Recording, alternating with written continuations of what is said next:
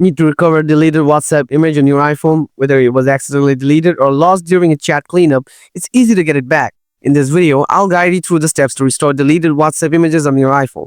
Let's get started. Method 1. Check WhatsApp storage and data. Go to the WhatsApp. Next, tap on the settings icon below. Now scroll down a little bit. After that, tap on storage and data. Now tap manage storage. After that, scroll down and find the sender. Tap on the sender's name. Here you'll find the image you were looking for. Method 2. Check recently deleted album.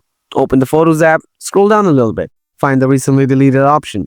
Tap on it. Now tap the view option. Scan your face or enter the passcode. Here you will find the deleted images. Press and hold on to it. Tap recover, and it's recovered. Method 3. Restore from iCloud backup. Open the Settings app. Tap on the Apple ID profile. Next, tap on iCloud. From here, tap Photos. Here, make sure to toggle on the Sync this iPhone option. That's how you can recover a deleted WhatsApp image on your iPhone. I hope you found this video helpful. If you have any questions, feel free to drop them in the comments below. Thanks for watching, and I'll see you in the next video.